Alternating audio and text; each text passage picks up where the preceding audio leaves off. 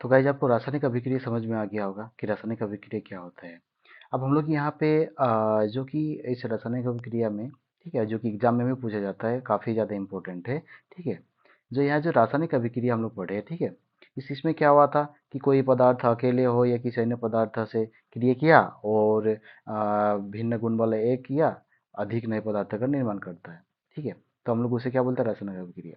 तो इस अभिक्रिया में जो पदार्थ भाग लेता है, ठीक है, जो पदार्थ भाग लेता है, तो हम लोग बोलेंगे कि जो भाग लेने वाला पदार्थ को हम लोग अभिकारक बोलेंगे, और जो नया पदार्थ का निर्माण होता है हम लोग उसे क्या बोलेंगे, प्रतिफल बोलेंगे। ठीक है, तो आप लोग यहाँ पे जो पदार्थ और रासायनिक अभिक्रिया में भाग लेकर नए पदार्थ बनाते हैं अभिकारक कहलाता है। ठीक है, और जो यहाँ पे क्या होता है, रासायनिक अभिक्रिया के फलस्वरूप बने नए पदार्थों को हम लोग यहाँ पे प्रतिफल कहलाते हैं। तो यानी यहाँ पे अगर बात किया जाए तो यहाँ पे क्या बना कि जो पदार्थ भाग लिया होगा, ठीक है, आप लोग यहाँ पे देख सकते हैं कि यहाँ पे जैसे मान के चलिए कि ये पदार्थ हाइड्रोजन और क्लोरीन भाग लिया। ठीक है, और यहाँ पे क्या बना, 2HCl का निर्माण हुआ। ठीक है, तो यहाँ पे जो पदार्थ भाग लिया, ठीक है, जैसे कि ये पदार्थ मेरा भाग लिया, तो जो मेरा भाग लिया है, ठीक है, इस अभिक्रिया में हम लोग उसे क्या बोलेंगे, इसे हम लोग बोलेंगे कि अभिकारक है ये। ठीक है, अभिकारक है। और जो नया पदार्थ का निर्माण हुआ ये मेरा क्या है, प्रतिफल है। तो आपको समझ में आ गया होगा कि इस अभिक्रिया में जो पदार्थ भाग लिया है, ठीक है, उसे हम लोग अभिकारक बोलेंगे, और जो नया पदार्थ का निर्माण हुआ है वो मेरा प्रतिफल बोलेंगे। ठीक है, तो ये आपको समझ में आ गया होगा।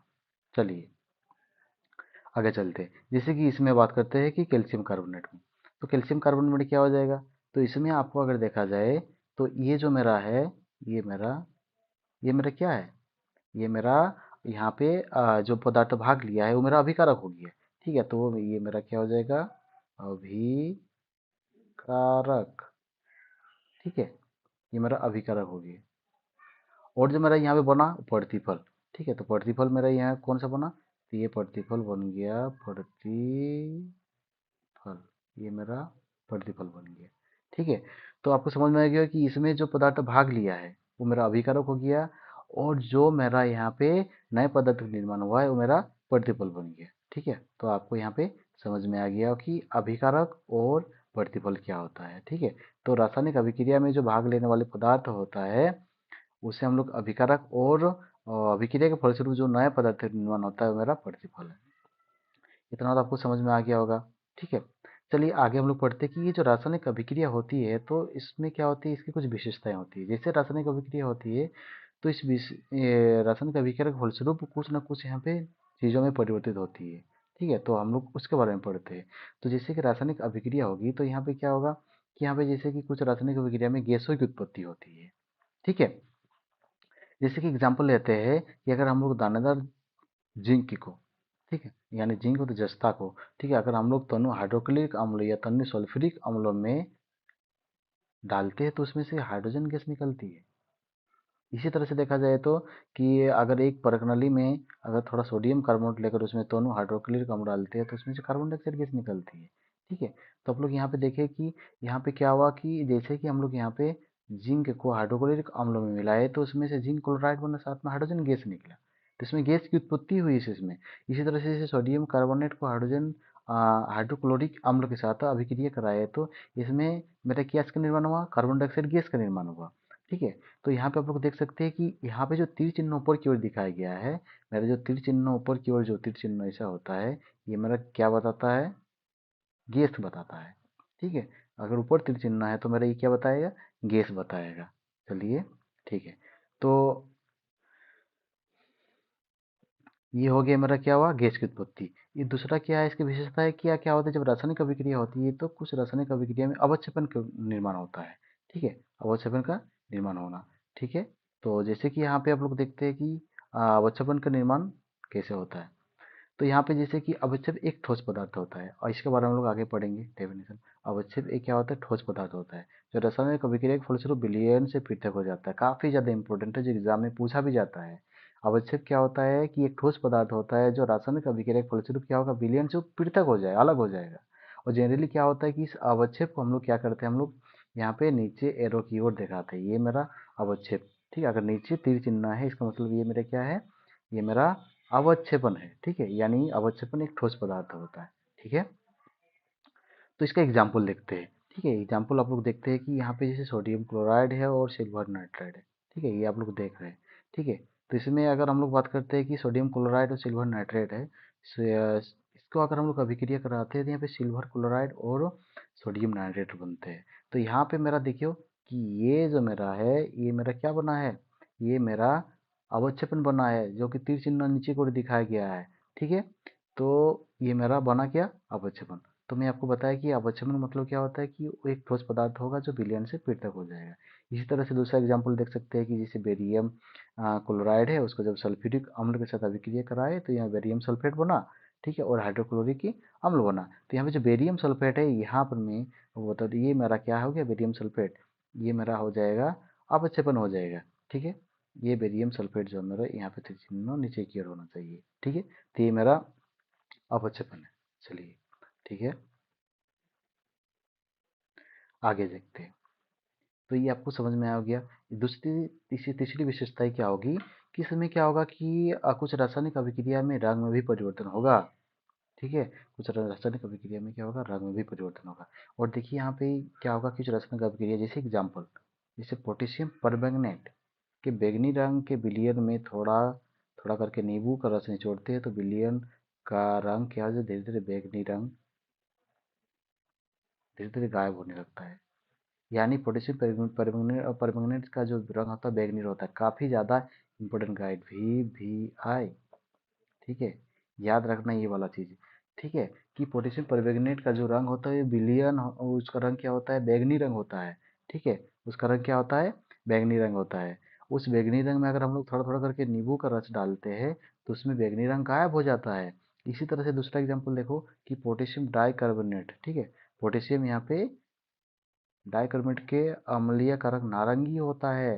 जो सल्फर डाइऑक्साइड गैस प्रभावित किए जाने पर रंग नारंगी से हरा हो जाता है, काफ़ी ज़्यादा है, इंपॉर्टेंट है, ठीक है। जो कि ये सब जो होता है, इस टाइप के क्वेश्चन एग्जाम में पूछा जाता है, जो हम लोग वहाँ पे क्या होता है कि इन तरह छोटे छोटे एग्जाम्पल को ध्यान में नहीं देते हैं और ये हमारा मिस्टेक हो जाता है। तो मैं इस चीज़ को हाईलाइट कर दिया, ठीक है।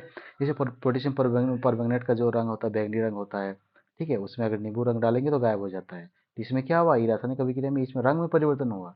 इसी तरह से जैसे पोटेशियम डाइक्रोमेट हुआ, ठीक है, इसका रंग नारंगी होता है। याद रखना पोटेशियम डाइक्रोमेट, ठीक है, पोटेशियम डाइक्रोमेट, ठीक है, और वो मेरा क्या था, पोटेशियम परमैंगनेट था। तो पोटेशियम डाइक्रोमेट को हम लोग क्या किए, इसमें अगर सल्फर डाइऑक्साइड गैस प्रवाहित की है तो उसमें उसका रंग जो होता नारंगी रंग था, नारंगी रंग से वो हरा रंग हो जाता है, ठीक है। तो ये जो है था मेरा रासायनिक अभिक्रिया में क्या था, इसकी कुछ विशेषताएं जो रंग में परिवर्तन हुआ। तो यहाँ पे इम्पोर्टेंट क्या हुआ कि इम्पोर्टेंट मेरा यहाँ पे ये हुआ कि ये मेरा एक मेरा पोटेशियम परमैंगनेट का रंग मेरा क्या होता है, इसका रंग बैंगनी होता है, और पोटेशियम डाइक्रोमेट का रंग मेरा क्या होता है, नीला होता है, सॉरी उसका नारंगी होता है। चलिए, ठीक है, आपको समझ में आ गया। चलो नेक्स्ट विशेषताएं आगे पढ़ते हैं। अब देखो किस जैसे ताप में परिवर्तन, कुछ रासायनिक अभिक्रिया के परिणामस्वरूप क्या हो जाए, ताप में भी परिवर्तन होता है, ठीक है। जैसे एग्जाम्पल के तहत देखा जाए तो ताप में परिवर्तन के लिए, तो यदि अगर कली चूलन, ठीक है, कली चूना के एक ढेले पर जल गिराया जाए तो उसमें से क्या निकलती है, ऊष्मा उत्पन्न होती है, ठीक है। और जो ऊष्मा उत्पन्न होती है, यानी इस रासायनिक अभिक्रिया में क्या हुआ, इस रासायनिक क्रिया में ताप में परिवर्तन हुआ। यानी क्या हुआ था, कली चूना में अगर हम लोग यहाँ पे थोड़ा सा पानी मिला दिए तो उसमें से क्या निकलने लगा, उसमें से ऊष्मा निकलने लगा। और याद रखना कि किसी भी रासायनिक अभिक्रिया में अगर ऊष्मा का उत्सर्जित होती है तो हम लोग उसे ऊष्मा से भी कहते हैं। चलो इसके बारे में हम लोग आगे पढ़ेंगे गाइज, ठीक है, और कली चूना के बारे में भी पढ़ेंगे, ठीक है। तो इसमें अभिक्रिया में क्या हुआ कि इसमें किसका निर्माण हुआ, तो इसमें ताप का उसमें ऊष्मा का निर्माण हुआ। इसी तरह से दूसरा एग्जाम्पल अगर देखते हैं तो दूसरा एग्जाम्पल अगर आप यहाँ पे देखेंगे तो यहाँ पे अमोनियम क्लोराइड, ठीक है, अमोनियम क्लोराइड में अगर बेरियम हाइड्रोक्साइड का विलयन उसमें डालते हैं तो बेरियम क्लोराइड क्या होता है, अमोनियम एवं जल में परिवर्तन हो जाती है। यानी जो अमोनियम क्लोराइड है उसमें अगर बेरियम हाइड्रोक्साइड के कुछ विलयन डालते हैं तो यहाँ पे जो अमोनियम क्लोराइड था वो अमोनिया में, ठीक है, वो किस में परिवर्तित हो जाता है, कि अमोनिया में परिवर्तित हो जाता है, और यहाँ पे जल में परिवर्तित हो जाता है, ठीक है, अमोनिया और जल में परिवर्तित हुआ। इसका मतलब यहाँ पे क्या हुआ कि इसमें क्या हुआ कि उस ऊष्मा का उत्सर्जन नहीं हुआ, उसमें वो अवशोषित हुआ, ठीक है। इसमें क्या हुआ, ऊष्मा का निर्माण नहीं हुआ इसमें, बल्कि क्या होगा, उसका ऊष्मा का अवशोषित हुआ, क्योंकि इसमें जल का निर्माण हुआ। हमें जल का निर्माण मतलब, जल मतलब यहाँ पे ठंडा किया। ठीक है, तो अगर किसी में ऊष्मा का अवशोषित होता है तो हम लोग उस ऊष्मा शोषी बोलेंगे। ठीक है, आगे हम लोग पढ़ेंगे इसके बारे में। ठीक है, तो हम लोग इसमें क्या बोलेंगे, ये मेरा ऊष्मा शोषी हुआ, इसके बारे में हम लोग आगे पढ़ेंगे। ठीक है, चलिए, तो ये मेरा क्या था कि इसमें क्या हुआ कि ये विशेषता में क्या था, इस विशेषता में मैं पढ़े ताप में परिवर्तन। ठीक है, चलो आगे, अवस्था में परिवर्तन। ठीक है, कुछ रासायनिक अभिक्रिया जिसमें क्या होती है, अवस्था में परिवर्तन होती है। ठीक है, जैसे कि एग्जाम्पल, अवस्था में मतलब क्या, परिवर्तन का मतलब क्या होता है, जैसे कि मोमबत्ती को अगर हम लोग जलाते हैं तो उसमें से जो क्या होता है, मोम का जो कुछ भाग वो क्या हो जाता है, द्रवित होकर वो नीचे गिरता है, और कुछ भाग यहाँ पे पास में परिवर्तित होकर जलता है।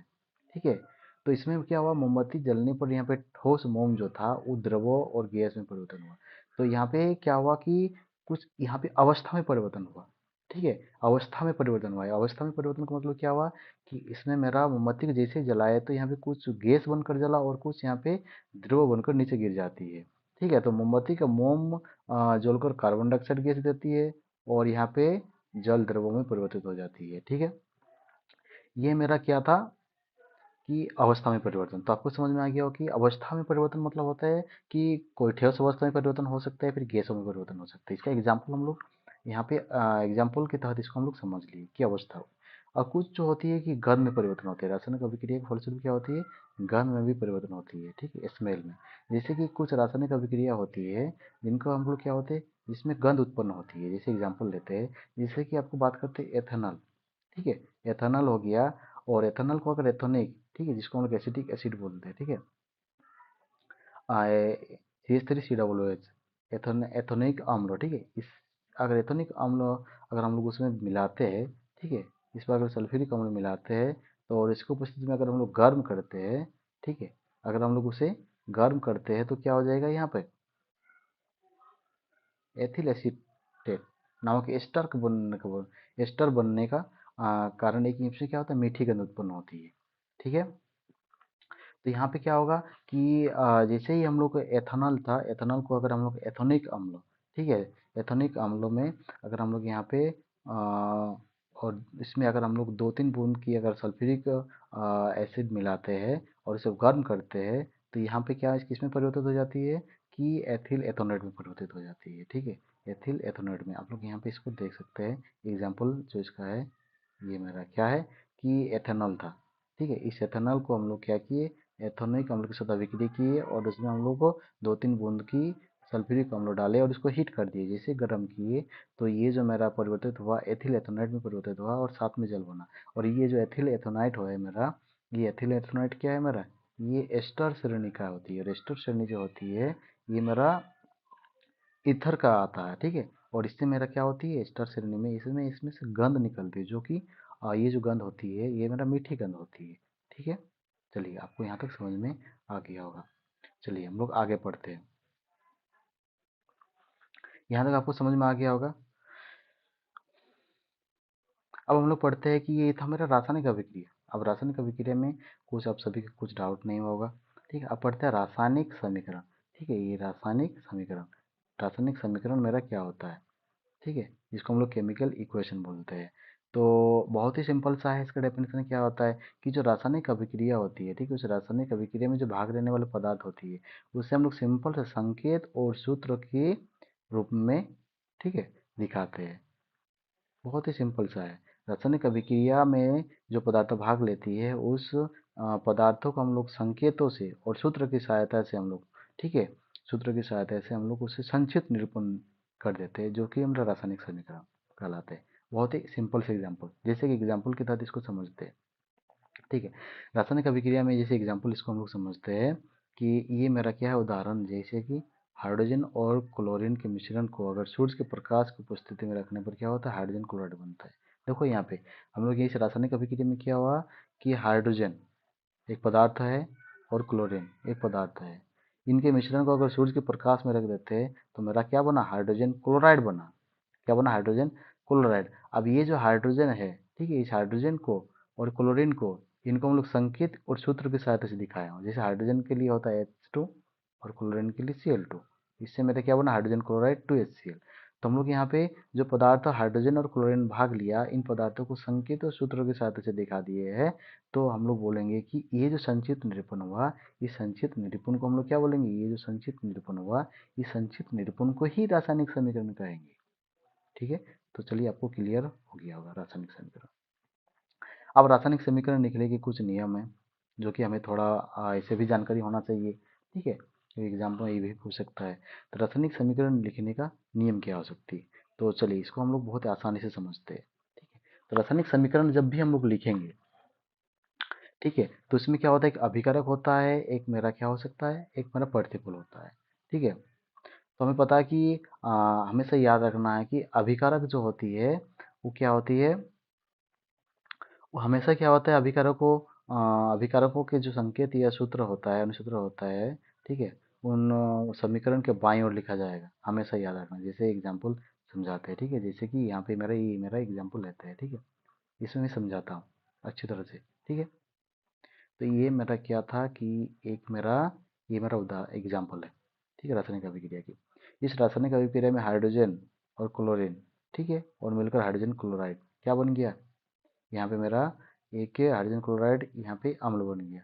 तो इसमें जो मेरा हाइड्रोजन और क्लोराइड है, इसमें ये दोनों अभिकारक है। ठीक है, और इस अभिकारक को, ठीक है, हाइड्रोजन और क्लोराइड अभिकारक को देखो, यहाँ पे जो तीर चिन्ह दिखाई दे रहा है, तीर चिन्ह के बाईं ओर दिखा गया है। ठीक है, चूंकि यहाँ पे दो पदार्थ भाग लिया है, तो जब दो पदार्थों एक से अधिक पदार्थ भाग लेता है तो उसको उसके बीच में हम लोग उसको किस चिन्ह से दिखाते हैं, प्लस चिन्ह से दिखाते हैं। ठीक है, और इसी तरह से यहाँ पे जो समीकरण के जो दाईं ओर बना है, ठीक है, यानी एरो जो दिखाया गया है, इसके दाईं ओर जो बना है वो मेरा क्या बना है, HCl, वो मेरा क्या है, प्रतिफल है, प्रोडक्ट है। ठीक है, तो हम लोग उसे तीर चिन्ह के दाईं ओर लिखा जाता है। अगर मान के चलिए दूसरा एग्जाम्पल लेते हैं, ठीक है, कि दूसरा एग्जाम्पल के तहत आपको समझाते हैं कि दूसरा एग्जाम्पल में अगर आपको समझाते हैं तो उसमें आपको दिखेंगे कि उसमें क्या हो जाएगा, कि दूसरा एग्जाम्पल जैसे कि कैल्शियम कार्बोनेट वाला लेते हैं। ठीक है, ये कैल्शियम कार्बोनेट वाला एग्जाम्पल लेते हैं, ये वाला एग्जाम्पल लेते हैं। ठीक है, तो इसमें आप लोग देखिए, इसमें मेरा क्या था, कैल्शियम कार्बोनेट चूना पत्थर। ठीक है, और इसको जो गर्म किए, जब इसे हम लोग क्या किए, हीट किए, इसे हम लोग हीट किए तो कैल्शियम ऑक्साइड बना और कार्बन डाइऑक्साइड गैस बना। ठीक है, तो यहाँ पे तीर चिन्ह के जो बाईं ओर है ये मेरा अभिकारक है। ठीक है, और ये तीर चिन्ह के दाईं ओर जो है मेरा, इस अभिकारक से जो इस अभिकारक को, यानी जो कैल्शियम कार्बोनेट को गर्म किए तो मेरा बना क्या, कैल्शियम ऑक्साइड बना, और साथ में मेरा क्या और चीज़ बना, कार्बन डाइऑक्साइड बना। यानी यहाँ पे दो प्रोडक्ट बना। अब जब दो प्रोडक्ट बनेगा, एक प्रोडक्ट, एक या एक से अधिक प्रोडक्ट बनेगा, तो उससे भी हम लोग प्लस चिन्ह से दिखाएंगे। ठीक है, आपको समझ में आ गया हो गया कि तीर चिन्ह के बाईं ओर, समीकरण के तीर चिन्ह के बाईं ओर अभिकारक, तीर चिन्ह के दाईं ओर जो होगा वो मेरा प्रतिफल होगा। और एक चीज़ याद रखना है कि अगर हमें यहाँ पे अभिकारक एक से अधिक है तो उसे हम लोग दिखाएंगे प्लस चिन्ह से, दिखाएंगे प्लस चिन्ह से। और प्रतिफल भी अगर एक से अधिक है तो उसे भी हम लोग प्लस चिन्ह से दिखाएंगे। चलिए यहाँ तक आपको क्लियर हो गया होगा। ठीक है, चलिए आगे चलते हैं। ठीक है, तो ये रासायनिक समीकरण लिखने का नियम, तो मैं इसे यहाँ पे ये सारा चीज़ लिखा हुआ है। ठीक है, मैं इस चीज़ को हाईलाइट कर देता हूँ थोड़ा सा, कि अभिकारक में संकेत और सूत्रों को क्या करेंगे हम लोग यहाँ पे, उनके संकेत और सूत्रों के पदों को बाईं ओर लिखा जाएगा। आपको मैं समझाया कि संकेत सूत्रों को तीर चिन्ह के बाईं ओर, और इनके बीच में जो अभी एक से अधिक अगर वहाँ पे अभिकारक हुआ, ठीक है, रिएक्टेंट्स हुआ, तो हम लोग उसे प्लस चिन्ह से दिखाएंगे, धन चिन्ह से। ठीक है, और प्रतिफलों को उनके संकेत या सूत्रों के पदों के समीकरण के दाईं ओर, बोले कि तीर चिन्ह के दाईं ओर लिखेंगे हम लोग, तीर चिन्ह के दाईं ओर प्रोडक्ट लिखेंगे। ठीक है, और उसके बाद अगर देखते हैं कि प्रतिफलों के सूत्रों के मध्य भी धन चिन्ह लगाएंगे। अगर एक से अधिक प्रतिफल हुआ तो उसको हम लोग धन चिन्ह से, यानी हम लोग उसको प्लस साइन से दिखाएंगे। ठीक है, इसी तरह से अगर हम लोग अभिकारक और प्रतिफल को हम लोग क्या करते हैं, तीर चिन्ह के द्वारा अलग करते हैं। अभिकारक और प्रतिफल को क्या करते हैं, हम लोग को तीर चिन्ह से अलग करते हैं। ठीक है, ये इधर मेरा रिएक्टेंस होगा, इधर मेरा प्रोडक्ट होगा, यानी अभिकारक। ठीक है, ये मेरा अभिकारक होगा, ठीक है, ये मेरा प्रतिफल होगा। इनको हम लोग क्या करेंगे, तीर चिन्ह से अलग अलग दिखाएंगे। ठीक है, तो यही चीज़ लिखा हुआ है यहाँ पे। अभिकारक और प्रतिफल को हम लोग क्या करते हैं, यहाँ पे तीर चिन्ह से दिखाते हैं। अभिकारक और प्रतिफल को तीर चिन्ह के द्वारा अलग अलग प्रदर्शित किया जाता है। ठीक है, जैसे कि यहाँ पे आप लोग देख सकते हैं कि ये, ठीक है, इसमें मेरा क्या है, ये मेरा क्या है, कि मेरा ए प्लस और बी ये मेरा अभिकारक है। ठीक है, इधर वाला क्या है, ये मेरा अभिकारक है, अभिकारक। ठीक है, ये मेरा अभिकारक है। और इस साइड जो बना है मेरा, ये क्या बना है, ये मेरा प्रतिफल बना है, प्रतिफल। ठीक है, ये मेरा प्रतिफल बना है। तो यहाँ तक आपको समझ में आ गया होगा कि अभिकारक जो होता है, अगर एक से अधिक हो तो उसे हम लोग प्लस चिन्ह से दिखाएंगे, धन चिन्ह से, और उसे तीर चिन्ह के बाएं ओर। ठीक है, यानी समीकरण के बाएं ओर। और प्रतिफल अगर एक से अधिक हुआ तो हम लोग उसे भी धन चिन्ह से दिखाएंगे। ठीक है, तो यहाँ पे आप इसे आपको स्पष्ट समझ में आ गया होगा कि एग्जाम्पल से A plus B arrow C plus D, इसमें ए प्लस बी अभिकारक है। ठीक है, और तीर चिन्ह के दाएं ओर जो है सी प्लस डी, ये मेरा प्रतिफल है। चलिए, आई होप यहाँ तक आपको अच्छी तरह से समझ में आ गया होगा। चलिए, ये तो मैं रासायनिक अभिक्रिया और समीकरण के बारे में।